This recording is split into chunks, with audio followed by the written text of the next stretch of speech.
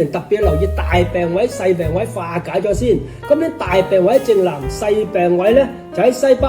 咁大病位、細病位唔係大病位病勁啲，細病位病少啲喎。大病位特別唔利肺骨、喉嚨氣管、呼吸系統，其次係腹部腸胃。咁細病位特別唔利腹部腸胃，其次就喉嚨氣管。